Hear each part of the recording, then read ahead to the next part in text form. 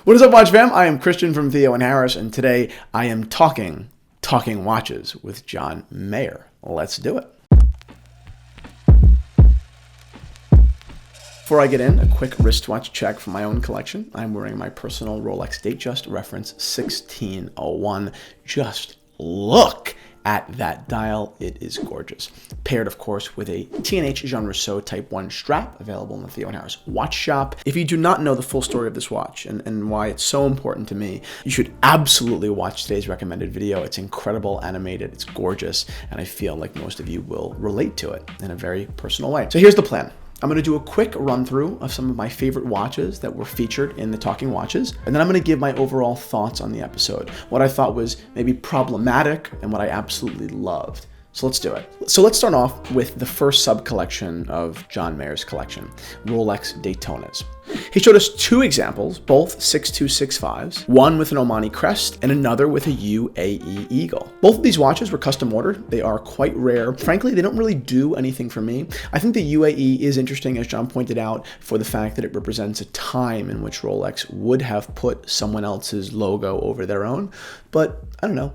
Not my thing. The next Daytona is a reference 6263 in yellow gold, and this is phenomenal. This is my speed. Absolutely love the configuration. Champagne dial, black subdials. The condition seems to be pretty nice, and I've actually held some of these vintage Daytonas in gold before, and they're just spectacular. Their weight and their presence isn't that of a solid gold Rolex like you would expect. They're a little bit more delicate, they're sporty, but in a vintage, very refined way, and they're absolutely beautiful. They don't get as much attention as Paul Newmans today, again, as John pointed out. People aren't collecting them or talking about them as aggressively, but nonetheless, just a great Rolex. So I was a kid dreaming of making it when these watches were in catalogs. We all want to make it in the year in which we most dreamed of it. Totally. These watches remind me of what it must have been like to have a brand new gold Rolex in 1985.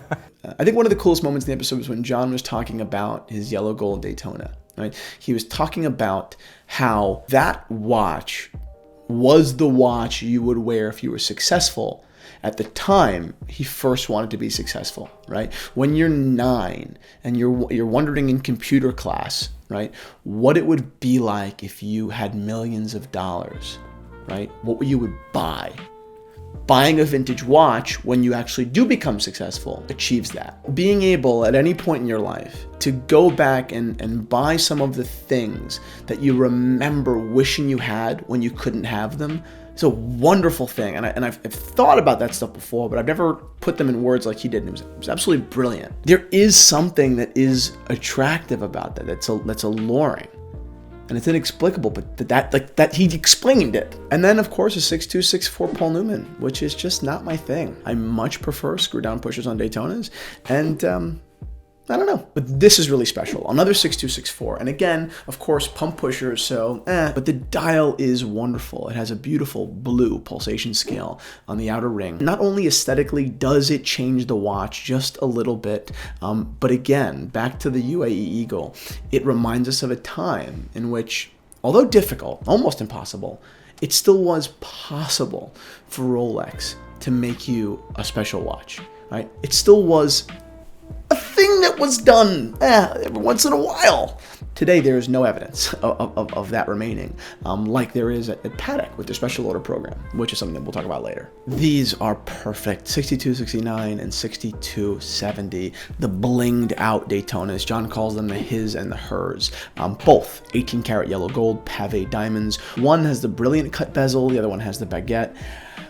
Oh boy, I go with the 6270 because I love the contrast of those subdials. I think this is absolutely gorgeous. I know a lot of you guys are cringing out there, but to me, it's breathtaking. It's not as much of a piece of bling as you would think. Remember, it's a vintage Daytona, so the proportions are super conservative. It's just a classic, original Rolex oxymoron. Right? And that's kind of fun. You know, now, like I said in a couple of videos ago, Rolex has made everything luxury. Even the subs, steel subs are luxury watches. They're fancy, they're status symbols. This was, you know, hey, by the way, we also make a Daytona that's a little ridiculous. I mean, these watches are proof that the Rainbow Daytona isn't imaginary, right? That Rolex didn't just throw, you know, jewels on a watch. That it's historically relevant. It's true Rolex. It's weird, but it's true Rolex.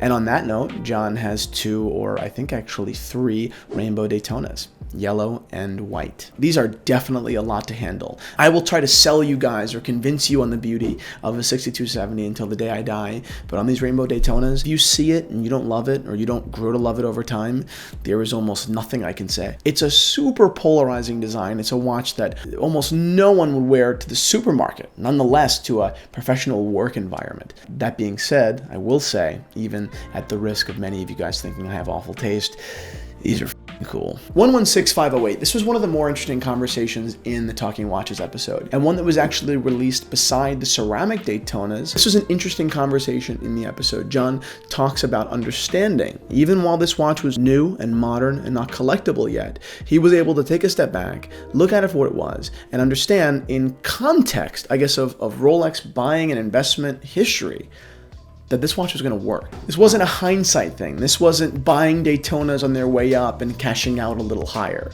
Right? It's actually pretty impressive. It shows how much he knows about watches or I guess market behavior.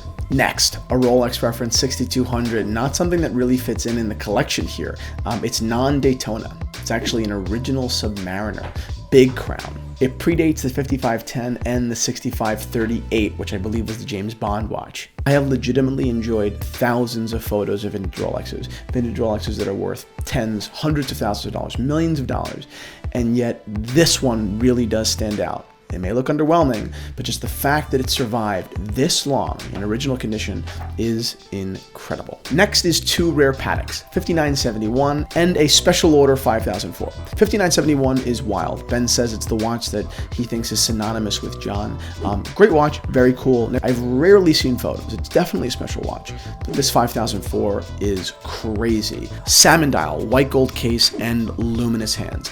I think the 5004 is one of the most amazing watches ever. I don't know anyone that would disagree with that sentiment. If you've looked at the case back, Anna, please put a picture of the case back.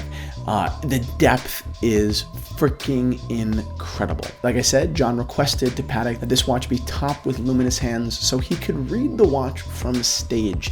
I don't like the luminous hands in the watch. I think it would be prettier with non-luminous hands, but that being said, it makes the watch completely John Mayer. I can't imagine another person that would ever want that. Then John talks about his white gold Pepsi GMT. I love this watch when they released it. I love it today. They're around 30 grand. I believe they trade in the high 20s or low 30s. It's a really cool watch. Nobody would know what it was unless they knew what it was. And he accompanied it with a little story. Well, let's tell the story of the day you and I both met at the Rolex boutique in New York City, had a couple drinks. Yeah, we did. And walked into the Rolex boutique and both bought ourselves the white gold GMT. How he and Ben Clymer went one day and had a couple of drinks and then walked into Rolex holding hands on a little mandate and bought their watch. And it sounds like I'm making fun of them, but I'm really not. I'm super jealous. Why wasn't I invited? And then he ends with the Patek Aquanaut travel time with a Tiffany stamp, which he says is, the watch that he maybe wears most. It's versatile, it's luxury, it's the kind of watch that you wear if you have other amazing stuff at home. I couldn't agree more with the sentiment. I think the watch represents a ton of value. I don't know if I would drop the cash on it because it is a lot of money still. But anyone that's really into sporty watches, looking for a grail, this is a wonderful one. Okay, enough with the watches. Let's get into some thoughts. Number 1, John Mayer. Stop apologizing for being rich. It's not really supposed to be like a flex, as the kids call it.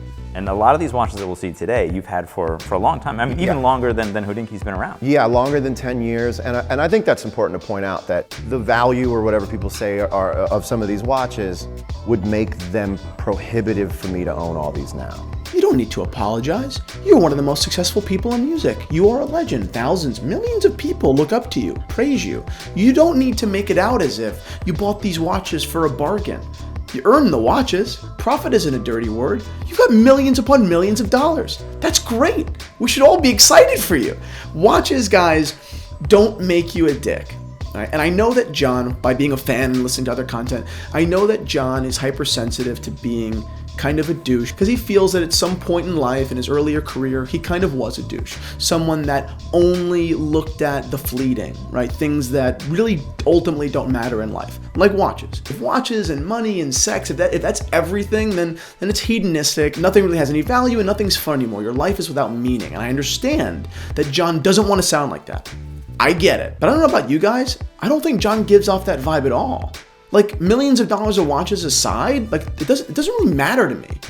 John seems, in this video, like one of the most down-to-earth, cool, just chill guys, passionate guys, insightful guys around, right? Millions of dollars in watches don't make you an asshole. If you're an asshole, your millions of dollars in watches make you look like more of an asshole, you know? I just can't get behind the whole, you know, like apologizing for being rich thing. It's a good thing, right? Like I bought tickets this summer. I hope you made money off them. That's the whole point, right? Because if you didn't, only PNC did. All right, and that's stupid. Thank you guys so much for watching this episode. I had a blast recording it. Do not forget, we are giving away a Dan Henry chronograph. Thank you so much for Dan Henry for partnering with us on this. I know so many watch geeks freaking love your watches, and they're so excited for the opportunity to win. So if you would like an opportunity to win the Dan Henry chronograph that I took to Atlanta to race Porsches in, just go ahead down in the description, sign up, and subscribe to Theo and Harris. The chance of you winning are actually fairly high. We give away watches every month.